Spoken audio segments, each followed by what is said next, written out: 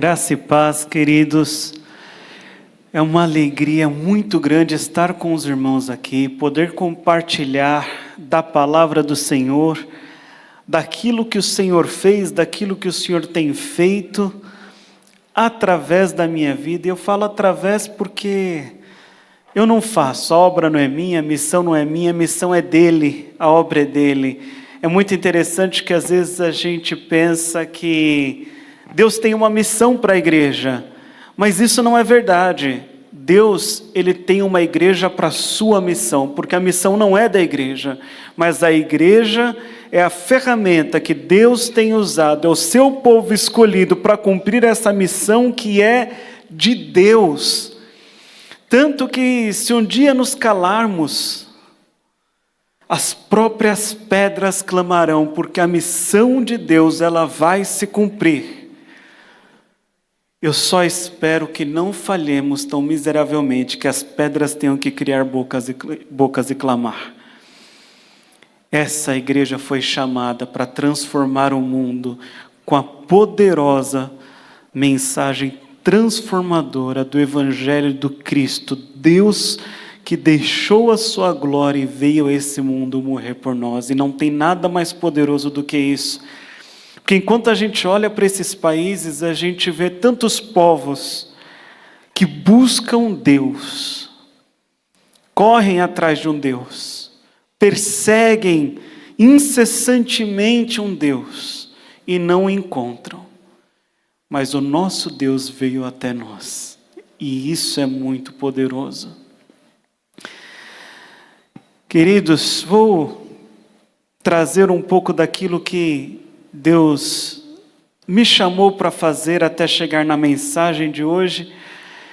Eu compartilhei lá na Juba um pouco. Eu fui muito cedo para o seminário, fui aos 17 anos para o seminário, comecei no ministério muito jovem, e o Senhor foi me dando muitas experiências entre povos vulneráveis. Desde o seminário, fui o primeiro aluno do seminário que eu estudei ali, do Palavra da Vida, no Sudeste, que conseguiu fazer o seu estágio numa organização missionária e não numa igreja. E eu servi na Cristolândia, ali na região da Cracolândia. Eu conheci a primeira turma do Radical Brasil. Quando eles fizeram o treinamento deles no CIEM, eu estava lá, antes de ir para o Palavra da Vida. Então, estive entre tribos indígenas, com estágios, várias coisas, mas Deus foi me levando para os povos mais vulneráveis no sentido urbano. E ali na Cracolândia, servindo entre os usuários de droga, minha mente foi se abrindo e descobrindo tantas coisas no ministério. E ali eu percebia que existia um povo dentre os usuários de droga que me chamavam muita atenção, porque ali a gente estava com os marginalizados, eles eram à margem da sociedade, mas tinha um grupo que estava à margem da margem, que eram os travestis de rua. E eu tive o privilégio de enquanto estava lá, receber alguns destes travestis e ouvir as suas histórias e perceber que, dentre os marginalizados, tinha uns que ficavam mais à margem ainda, e me compadecer demais com eles. E até então, foi isso. Continuei minha caminhada, Deus me levou para fora do Brasil, fui para os Estados Unidos, passei um tempo lá, voltei para o Brasil, me filiei ao OM, e naquele momento eu não sabia ainda o que Deus esperava de mim, e pensei, junto com a minha liderança, vou para o navio. Não sei se os irmãos já ouviram falar do Logos Hope, o navio missionário. Esteve aqui no Brasil no ano de 2019, inclusive foi lá que conheci a minha amada esposa que está aqui. Então ali o paulistano, a capixaba se encontram em Belém do Pará, no navio Logos Hope. E estamos aqui. Durante o treinamento para ir para o navio, as coisas começam a mudar. E o plano de passar por várias nações, por vários povos, até que Deus revelasse o seu plano, mudou, porque existia um ministério que estava se iniciando aqui na OM no Brasil, que era um ministério de resgate de vítimas de tráfico humano para fins sexuais. e prevenção num pós-turno com crianças em situação de vulnerabilidade extrema. E diante dessa situação, faltava para que o ministério pudesse começar a executar os seus trabalhos um homem, só tinham mulheres na equipe. E para começarmos para as suas e tudo mais, precisavam de um homem, e Deus claramente diz: não, você não vai para o navio, você fica. E trouxe toda aquela experiência, aquele amor, aquela paixão que começou a nascer lá atrás na Cristolândia, à tona, e ali eu comecei a trabalhar com o resgate de vítimas de tráfico humano para fins sexuais, principalmente entre os travestis, na cidade de São José dos Campos. Também trabalhávamos com moças, mas principalmente o nosso trabalho se voltava aos travestis. E foi uma experiência incrível. Eu teria tantas histórias e tantas histórias para contar daquilo que Deus fez na rua. E depois vocês vão ouvir alguns desafios. Fizemos esse trabalho por alguns motivos que na época nós não entendíamos. O ministério teve que se encerrar aqui no Brasil. E cada um de nós da nossa equipe fomos nos redirecionando entre os campos. E nessa história de nos redirecionar, de repente, o Brian estava na Sibéria, no coração da Rússia, um país que já sofreu muita perseguição durante o comunismo, um país que vivenciou as suas cortinas de ferro. E a OAM ela tem uma história que vai muito parecida até um certo ponto com a história da Portas Abertas. George Verwer, fundador da OAM, amigo pessoal do irmão Andrew, o fundador da Portas Abertas. Começa com seu Fusca e depois ele vai para suas Kombis e todo esse movimento com literaturas. O outro começa com literaturas na região do México e ele vai expandindo, pensando em Europa, e de repente dá um estalo na mente dele e ele pensa: eu preciso de algum tipo de transporte que chegue em qualquer lugar.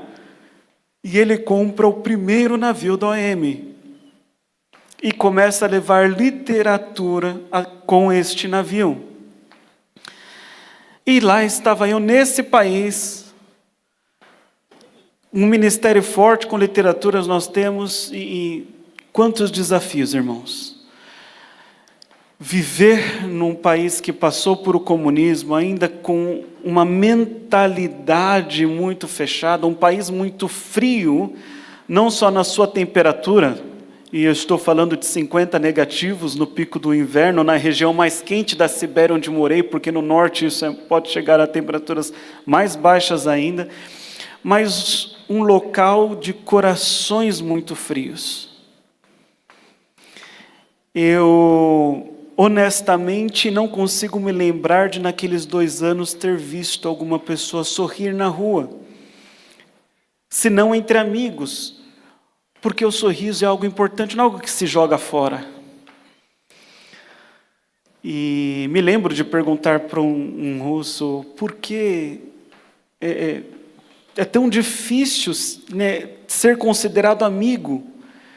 E ele me diz: mas como você vai ter muitos amigos?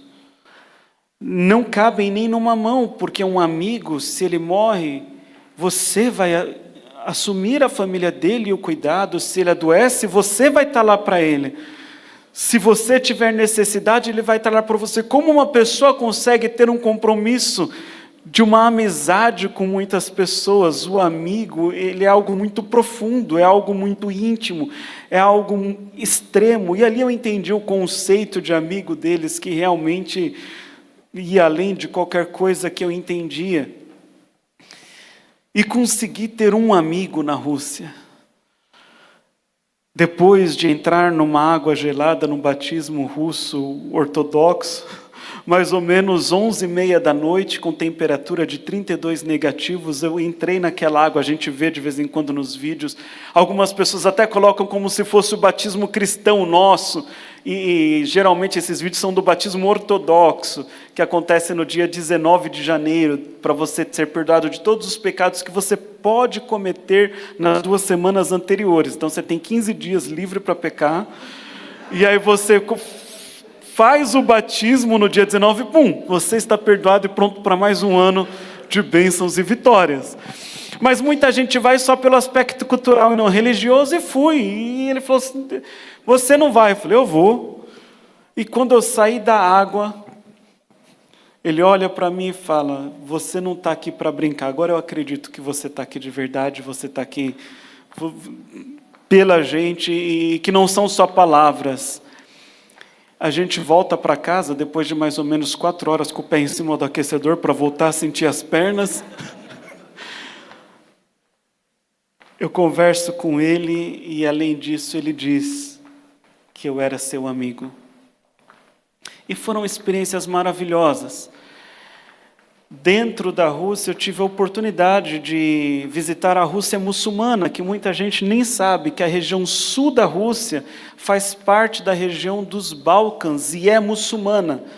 E tem 6 repúblicas muçulmanas, 5 repúblicas muçulmanas nesse sul da Rússia. E enquanto estava ali, fui fazer toda a parte da comunicação nos projetos que tínhamos. Um hotel que não era hotel, que na verdade era um centro de treinamento missionário, uma escola de futebol, uma empresa que cuidava de detetização e tantas outras coisas, e outras empresas ali. E estou fazendo a parte da comunicação, gravando vídeos, testemunhos, tirando foto, e de repente, quando a gente está saindo do Daguestão, a gente já tinha passado pela Chechênia, saindo já do Daguestão, a ultimazinha fronteira que a gente tinha para cruzar, a polícia muçulmana nos para. E ali, irmãos, acho que foi o dia que eu talvez mais tenha tido medo na minha vida.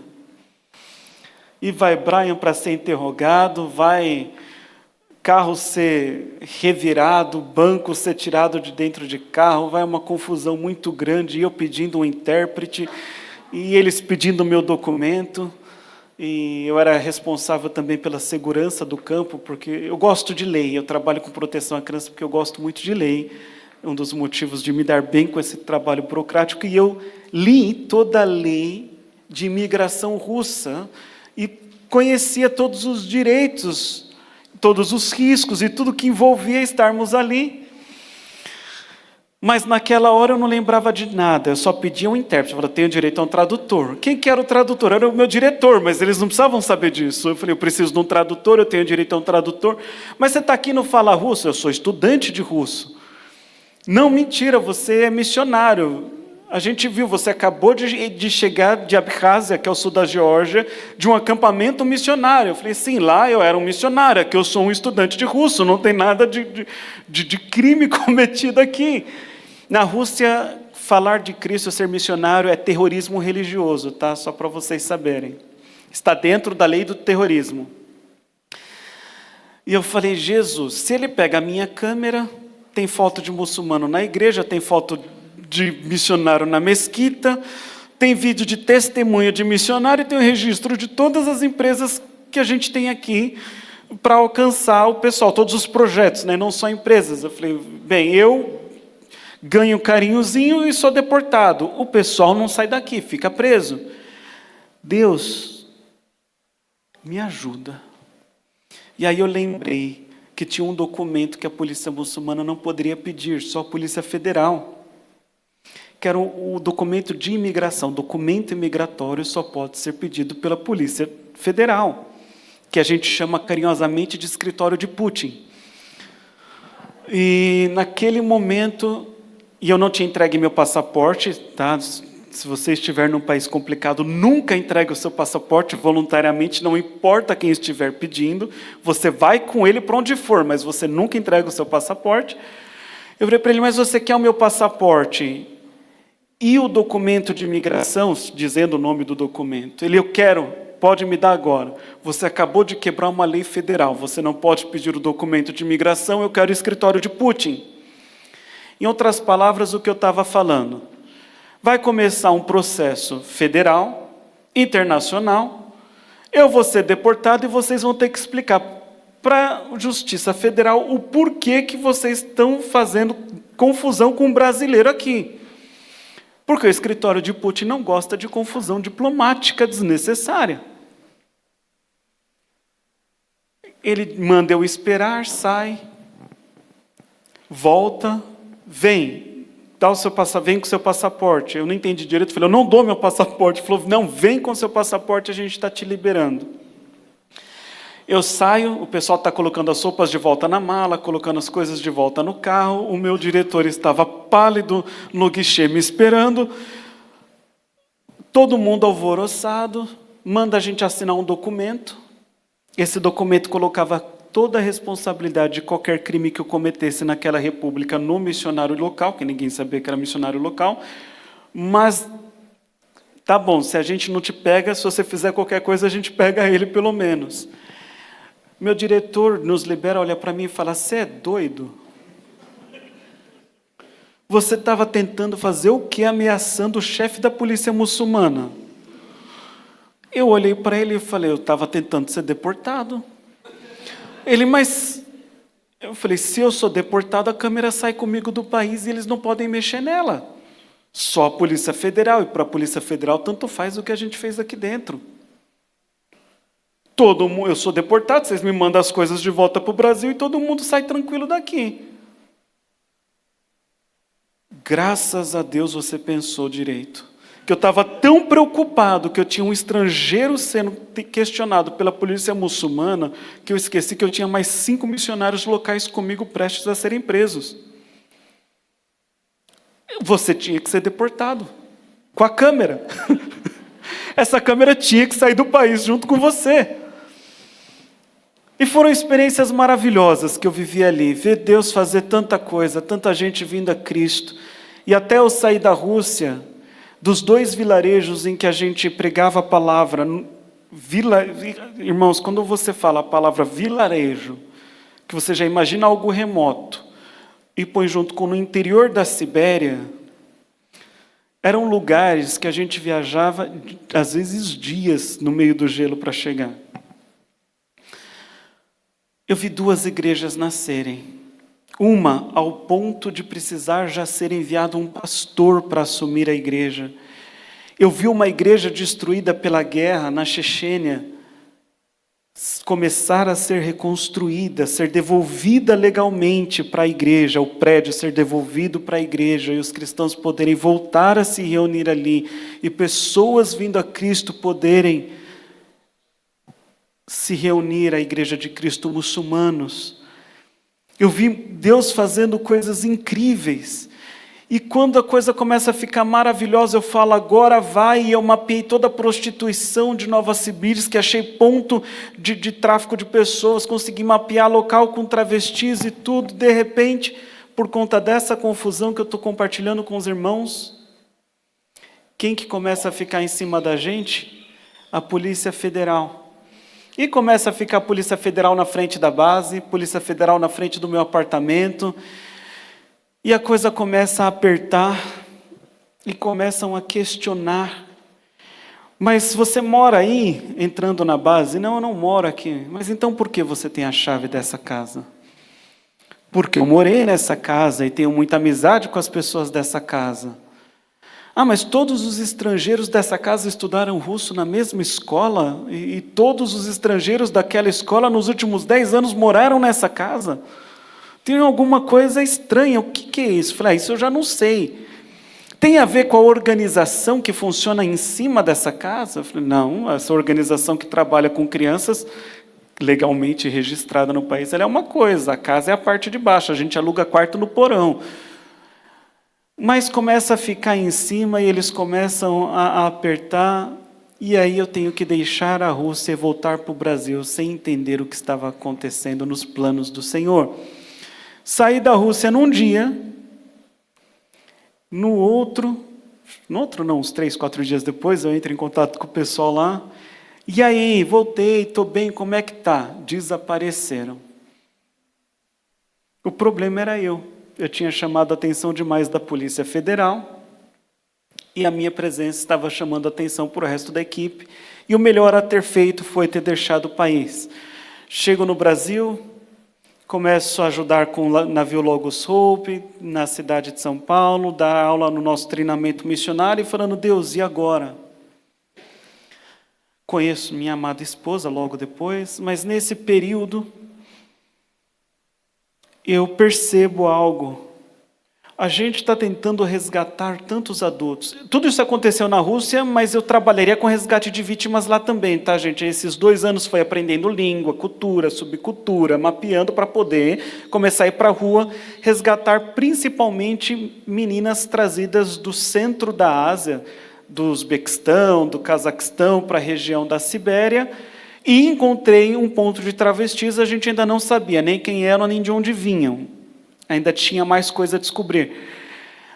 Mas nesse tempo Deus me traz algo à mente, ao coração. Estamos resgatando tantos adultos, mas até agora, de todos na rua que foram encontrados, 100% daqueles que foram resgatados e dos que nem chegaram a ser resgatados, todos sofreram violência na sua infância. Seja sexual, seja psicológica, seja física. Muitos foram expulsos de casa e acabaram na prostituição ainda na adolescência como forma de sobrevivência. Todos foram feridos na sua infância e não foram cuidados por quem deveria cuidar e proteger. E de maneira muito clara Deus me diz, você tem que ir para outra ponta da corda. A gente precisava cuidar da criança para que não precisasse ser um novo adulto na rua a ser resgatado. E aí eu entendo porque que Deus me tira da Rússia, porque que Deus não me permite ir para a Itália. Eu quase fui para a Itália trabalhar com resgate de travestis em Pisa. E não, as portas foram se fechando e Deus me mostra que o caminho era esse. Era por isso que Ele estava fechando essas portas.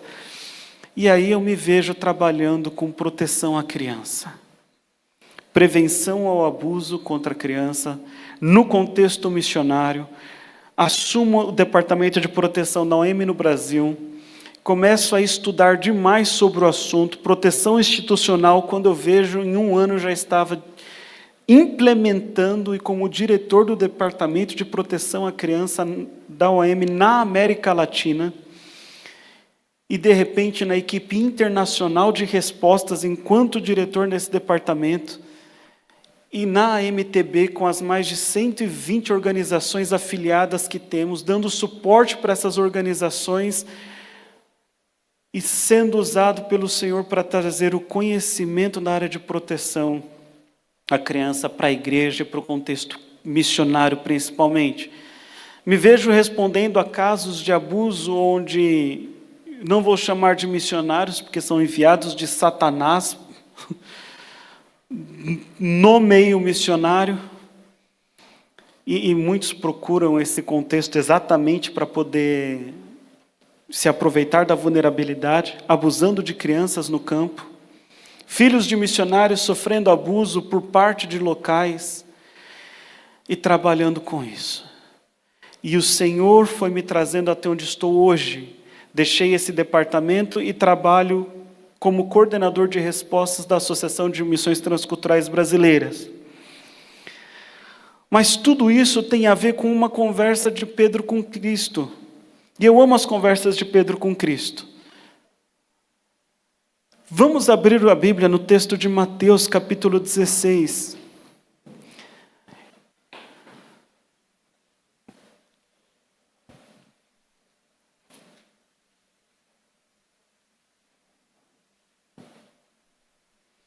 Mateus 16, a partir do verso 13, a palavra diz assim, eu lerei ali porque fica com a mesma versão que vocês estão vendo no telão. Indo Jesus para a região de Cesareia de Filipe, perguntou aos seus discípulos, quem os outros dizem que o Filho do Homem é? Eles responderam, uns dizem que é João Batista, outros dizem que é Elias, outros dizem que é Jeremias ou um dos profetas. Ao que Jesus perguntou, e vocês, quem dizem que sou? Respondendo, Simão Pedro disse, o Senhor é o Cristo, Filho do Deus vivo.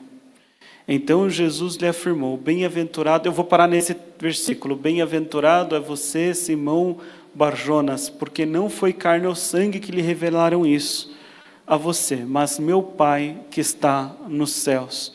Quem dizem que sou? Um profeta, Elias, e vocês?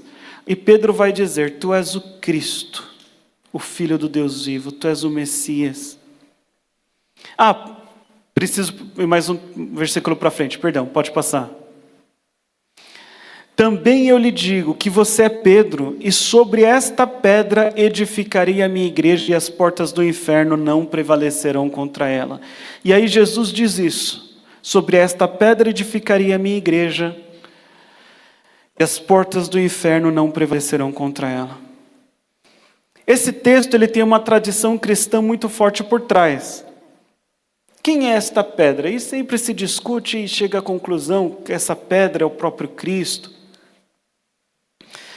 Mas se vocês forem olhar para esse texto e perceber, e se a gente olhar de uma maneira bem natural a esse texto, Jesus leva eles para Cesareia de Filipe. Cesareia de Filipe é uma cidade que tem 3 templos. Um deles é um deus Pan, também conhecido pela imagem do fauno, metade bode, metade homem. E nesse templo existe uma rocha de sacrifícios sexuais e de sangue, para acalmar o deus Pan, para que ele não saia pelas montanhas atacando as virgens. O que causava muito pânico. Bem, existia uma rocha onde Cristo leva os seus discípulos. Existia uma rocha ali. De frente para esse templo, se você olhar as imagens, exatamente, existe uma parede, um mural de pedra, um rochedo, e ali existiam cravados portais. Existiam portais, que eram conhecidos como portais do inferno, eram as portas do inferno. De frente para o templo que tinha uma rocha específica para sacrifícios a um Deus extremamente temido. E é estranho Jesus levá-los para lá, porque aquele era um lugar evitado. Um judeu daria a volta, não passaria. As pessoas tinham medo de ir àquele lugar, só iam para aquele lugar. As prostitutas do templo, para os sacrifícios sexuais, e as pessoas que fariam sacrifícios, e sacrifícios de sangue. Ninguém mais iria ali, não é um lugar esperado por uma conversa como essa. E a gente sabe que Jesus ele é intencional. E o texto deixa bem claro que ele leva os seus discípulos até este lugar, Filipe de Cesareia, onde a gente sabe que tem uma rocha de sacrifício, a gente sabe que tem os portais do inferno, e ele faz essa declaração ali: Pedro, tu és Pedro, e sobre esta rocha eu edificaria a minha igreja. Irmãos, eu não consigo alegorizar, porque Cristo é a rocha, mas Ele é a pedra angular, Ele é a rocha sobre quem os apóstolos, os profetas edificaram. Ele já foi chamado de pedra angular mais de uma vez, mas para essa pedra, com a palavra que é usada nesse texto, a gente não vê ela sendo atribuída a Cristo em nenhum momento. Ela geralmente se refere a uma pedra mesmo, assim como o nome de Pedro. O que me faz ver que Cristo está olhando para os seus discípulos nesse lugar que é evitado, que é temido, de sacrifícios, esse lugar de pavor, nesse lugar dominado por demônios, nesse lugar espiritualmente carregado, neste lugar onde você sente a presença do próprio inferno e o agir livre de Satanás. Ele olha e diz: o que você está dizendo é verdade, não vem de você, foi revelado pelo próprio Deus. Sim, eu sou o Messias, e sobre esta rocha eu edificarei a minha igreja, e as portas do inferno que você está vendo aqui, as autoridades espirituais deste mundo não vão prevalecer. a igreja que eu vou fundar e levantar nestes lugares obscuros desse mundo. Irmãos, Cristo está dizendo, ali onde ninguém vai, ali onde o inferno tem atuado e prevalecido, ali onde os poderes deste mundo, que jaz o maligno, têm sido presentes, eu vou edificar a minha igreja, e a minha igreja vai seguir vitoriosa, porque as portas do inferno não têm poder sobre essa igreja. Deus, Ele chama a sua igreja a ser edificada nos lugares mais difíceis desse mundo. Sim, é no meio da prostituição. Sim, é entre os marginalizados. Sim, é no meio da corrupção. Sim, é no meio da perseguição. Sim, é aqui em São Bernardo do Campo, nessas rochas onde o diabo tem agido e sacrifício tem ocorrido, talvez não sacrifícios de crianças como aconteciam naquele templo, mas vidas dia e noite têm sido ceifadas e levadas ao inferno porque não conheceram a palavra de Jesus Cristo. São nesses lugares que a igreja de Cristo precisa chegar, para que ela seja edificada com uma única certeza: o inferno não tem poder sobre a atuação da igreja de Jesus Cristo, que segue vitoriosa. Da mesma forma que é esse poder e essa autoridade que Cristo declara naquele lugar, na frente daquela rocha, que seguem os nossos irmãos, sendo perseguidos e ceifados, mas além do sacrifício da igreja que segue vitoriosa, e a gente vê na história da igreja que o sangue dos mártires se tornou a semente para o evangelho, quando eles eram colocados no Coliseu, quando eles eram usados como tocha para incendiar a cidade por Nero. Quando a gente vê tudo acontecendo, a gente entende uma coisa: a igreja de Cristo Jesus, ela vai nascer e ela vai crescer nesses lugares que são temidos, que são evitados, nestes lugares onde o diabo tem atuado poderosamente, porque o mundo jaz do maligno, os lugares onde ele tem reinado, ali a igreja de Cristo vai prevalecer, porque as portas do inferno não vão vencer a obra da igreja de Jesus Cristo. O meu desafio para você, irmãos, eu já estou encerrando, não é para que você necessariamente vá até a Sibéria, ou tenha um plano 007 para entrar na Coreia do Norte e distribuir pequenas páginas da Bíblia dentro de cápsulas de remédio. E se for, glória a Deus, mas o meu desafio para você hoje é que você entenda que Deus chama a sua igreja para fazer a diferença nos lugares mais obscuros desse mundo, e te dá todo o poder e autoridade para fazer isso, porque as portas do inferno, os poderes desse mundo, os príncipes dessa terra, não vão prevalecer ao poder da igreja de Cristo Jesus, que segue vitoriosa. Ele te chama para ir. Pode ser que seja logo ali. Não conheço São Bernardo do Campo o suficiente ainda. Santo André eu conheço um pouco melhor. Mas eu tenho certeza que existem muitas rochas de sacrifícios nessa cidade. Eu tenho certeza que tem muitos lugares que vidas têm se perdido. Eu tenho certeza que muitas vidas têm sido ceifadas pelo inimigo das nossas almas, e Deus te chama. Deus chama a PIB Central de São Bernardo do Campo para fazer a diferença nesses lugares.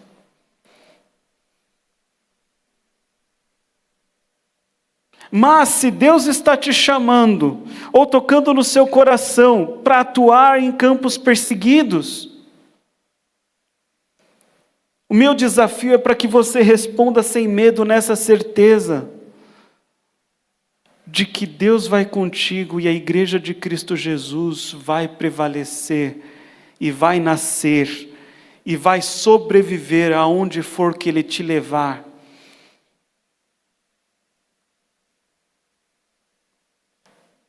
E mesmo que em algum momento o preço a pagar seja alto humanamente falando, mesmo que tenha risco, ainda assim vai ter valido a pena, porque a semente do Evangelho vai ser plantada. Aqui em Santo André eu tive uma oportunidade, lá em Santo André, no Summer Dreams, de entrar num lugar que antes era uma casa de show, virou escombros, hoje eu acredito que tenha virado uma comunidade pelo tanto de telhado, na época eram ruínas. Compartilhar do Evangelho em meio aos travestis, excluídos entre os travestis. Um lugar onde ali se matava, ali se resolvia, ali se enterrava, ali não entrava ninguém. E nós, levando o café da manhã, vimos um corpo, achamos que era de um morto. Decidimos sair daquele lugar. Quando a gente olha, o pé do morto mexe, a gente fala, aquele morto não está morto. A gente precisa fazer alguma coisa. Vou com meu amigo até lá, eu olho para ele e falo, vamos sair daqui para ligar para a emergência. Ele diz, não, a gente tem que ligar daqui, porque a gente tem, para falar com a emergência, a gente precisa dizer o que está acontecendo. Eu falo, mas a gente vai morrer se a gente fizer isso. Se bem, não vou citar o nome, mas a cafetina da época lá, o travesti, eu falei, se ele nos vê com o telefone do lado dessa pessoa, acabou. Ele falou, Brian, se você quiser sair, você sai, eu vou fazer o que faria Jesus. Aí eu vou discutir com isso como? Eu falei, você tem certeza que Jesus está falando com você? Eu tenho. A gente liga para a emergência, a gente sai, a gente está chegando já na missão, toca o telefone da emergência no celular dele, cadê vocês? Ué? A gente saiu. Não, a gente não entra lá. Ninguém entra lá. Eu tenho família, eu não vou entrar ali. Se vocês quiserem, vocês precisam estar aqui. Eu olho para ele e falo, se a gente voltar, a gente morre. Você sabe, né? Fala, se você quiser ficar, eu preciso voltar, porque Jesus faria isso. Eu olho para ele e falo, você tem certeza que Jesus está comigo? Ele não está falando. Você tem certeza que ele está falando com você? Eu tinha uma semana de ministério, desse ministério específico, noob total. Eu tenho certeza. Eu falei, então, com Jesus eu não vou discutir. Se ele está falando com você, eu não estou ouvindo, mas eu estou crendo que você está falando a verdade. A gente volta. Quando a gente volta, eles já estão entregando as luvas para a gente, entregando a maca. A gente olha para eles, hã? A gente falou, nós não vamos entrar aí. Eu tenho família, eu tenho uma casa para voltar. Ninguém entra aí. Quando entra, é o carro para buscar corpo ou a polícia para cumprir algum protocolo, mas a gente não entra aí. Mas o cara levou uma tá com a cabeça amassada, pode ter fratura na coluna, tirar ele do chão e pôr na maca pode matar ele se a gente não fizer isso direito. Ele falou, mas ele vai morrer de qualquer jeito se vocês não fizerem. Então a chance que ele tem é essa. Eu olho para o meu amigo e falo, Jesus está falando com você, né? Ele, se você quiser ficar, eu falei, não, com Jesus eu não vou discutir. Eu já estou entendendo onde isso vai chegar. A gente pega a maca, a gente entra. Irmãos, a hora que a gente pega o homem, a hora que põe ele na maca, eu só vejo lá na ruína, na casinha que a gente tinha deixado o café, estava todo mundo apagado, noiado, viraram a noite com droga, bebida, não sei o quê. Quem que bota a cabeça na janela? O cafetão lá, a cafetina, o travesti. E tira a cabeça. Eu virei para o meu amigo e falei, estamos mortos. Ele olha para mim e fala, a gente tem que tirar ele daqui. Quando eu estou pensando, falar, não vai dar tempo, já está saindo aquele travesti, maior que nós dois juntos, com uma faca na mão, bufando, parecendo um touro. E ali, irmãos, com toda honestidade, já me deu vontade de fazer xixi e cocô ao mesmo tempo. Minha pressão começou a cair, dar uma tremedeira. Eu pensei que eu ia morrer, eu falei, ele não vai precisar me matar, porque eu já vou dar conta de fazer o serviço. Eu só queria ligar para minha mãe. Vocês estão achando que é um pensamento infantil? Deixa você achar que você vai morrer, vocês não vão querer ligar para tua mãe, você solteiro que está aqui. E falar para ela, acabou, eu fiz o que eu tinha que fazer, eu combati um bom combate, guardei a carreira, completei minha carreira e guardei a fé. E aí a minha vontade era correr, mas eu não conseguia me mexer. Aquele travesti chega, coloca a faca nele e fala, solta. Aí esse amigo, ele fala aquilo que eu não gostaria de ouvir, nem nos meus sonhos. Ele vira para o cara e diz, ou saem os 3 daqui, ou ficam os 3. Eu faço a conta, 3 está me incluindo. E a minha vontade é falar, começa por ele, porque aqui eu ganho uma vantagem.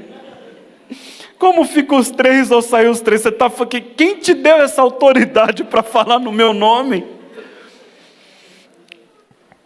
Parece engraçado porque você não estava lá.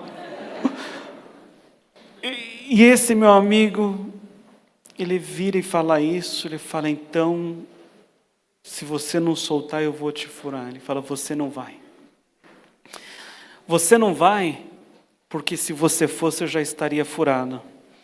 Informação, na porta de todo ponto, casa de prostituição, eu não estou falando do ponto de prostituição, a casa que eles moram, inclusive esse local tem um altar para algum tipo de entidade, todas elas.